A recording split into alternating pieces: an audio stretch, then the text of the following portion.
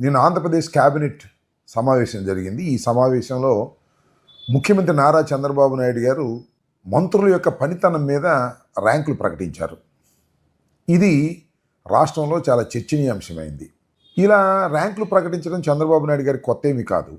2014-19 కాలంలో కూడా ర్యాంకులు ప్రకటించి అపాస్పాలైనటువంటి విషయం నాకు బాగా గుర్తుంది.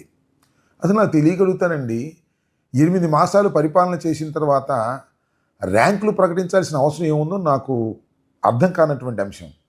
నారాయణ కాలేజో చైతన్య కాలేజో రిజల్ట్స్ వచ్చిన తర్వాత మీరు చూస్తూ ఉంటారు కదా, ర్యాంకుల పంట నారాయణకి, number 1 Narayana, number 2 Narayana, number 8 Narayana అని ఒక అడ్వర్టైజ్మెంటు.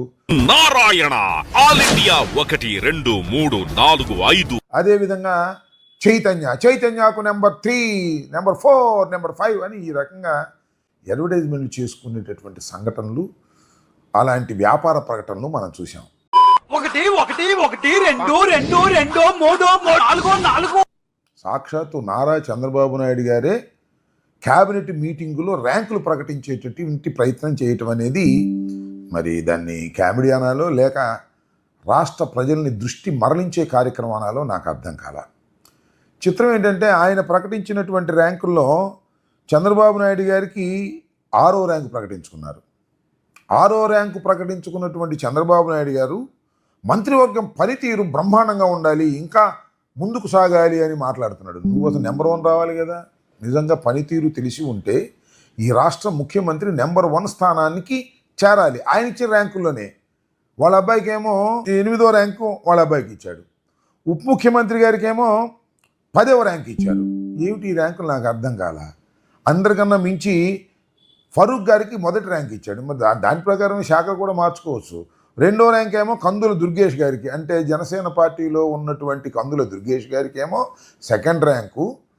ఎవరి పేరు మీద అయితే కందుల దుర్గేష్ గారు గెలుపొంది క్యాబినెట్లోకి వచ్చారో ఆయనకేమో 10వ ర్యాంకు ఇచ్చేటటువంటి ప్రయత్నం చేశారు. ఈ ర్యాంకుల పిచ్చి ఏమిటో, దీని ఆర్భాటం ఏమిటో నాకైతే అర్థం కాల. వాసంశెట్టి సుభాష్కి ఎందుకంటే చంద్రబాబు నాయుడు గారు పాపం ఆయన మొట్టమొదటి నుంచి చాలా వ్యతిరేకం ఉన్నాడు. ఆయనకేమో 25వ ర్యాంకు. పయ్యావుల కేశవులు చాలా సీనియరు, ఒక విధంగా అందరికన్నా కొద్దిగా సమర్థవంతమైనటువంటి పరిపాలన అందిస్తాడని ప్రజలు భావిస్తున్నటువంటి వ్యక్తుల్లో ఒకరు. ఆయనకేమో 24వ ర్యాంకు.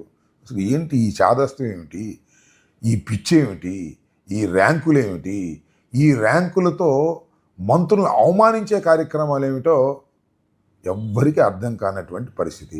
అదేమంటే చంద్రబాబు నాయుడు గారు సుదీర్ఘ రాజకీయ జీవితం ఉంది, 40 సంవత్సరాలు పరిపాలన చేసినటువంటి, 40 సంవత్సరాలు రాజకీయ అనుభవం ఉన్నటువంటి వ్యక్తి అని ఉన్న సొరకాయలు కోసినట్టుగా కోతలు కోసేసే కార్యక్రమం పత్రికలన్నీ, ముఖ్యంగా ఎల్లో మీడియా చేస్తున్నటువంటి విషయం మనందరికీ కూడా తెలుసు.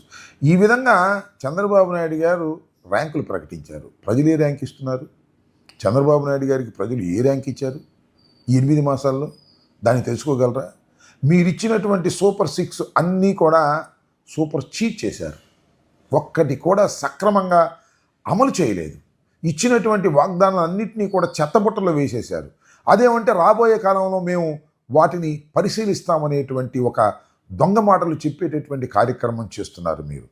ప్రజలు మీ 8 మాసాల పరిపాలనకి ఇచ్చిన ర్యాంకు ఏంటో మీరు తెలుసుకోవాలని ఈ సందర్భంగా నేను చంద్రబాబు నాయుడు గారికి చెప్పదలుచుకున్నాను.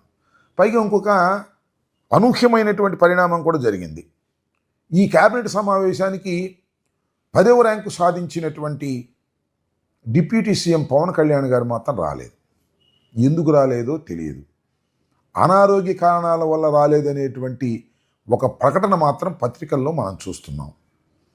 దానితో పాటు సింగపూర్ వెళ్ళాడు అనేటువంటి మాట కూడా మనం వింటున్నాం.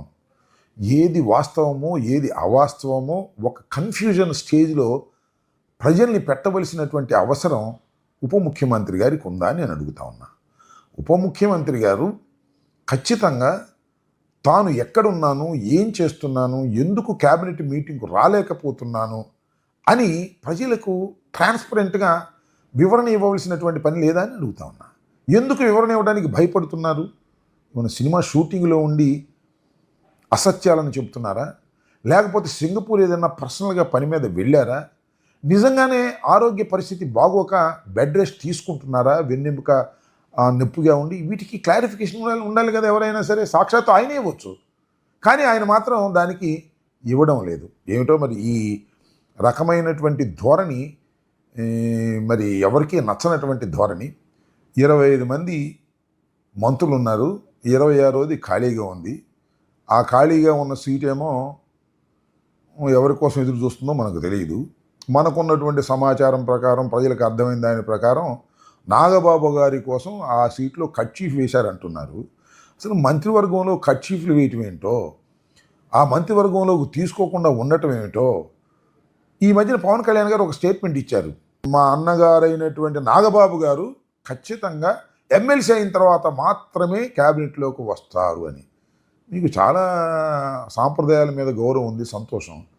ఈ విధంగా చంద్రబాబు నాయుడు గారు తన పరిపాలన కొనసాగిస్తున్నారు. చంద్రబాబు నాయుడు గారికి ఇచ్చినటువంటి ర్యాంకు మాత్రం ప్రజలు గుండు సున్నా అనే విషయాన్ని మీరు గుర్తుపెట్టుకోవాలని ఈ సందర్భంగా చెప్పదలుచుకున్నాను.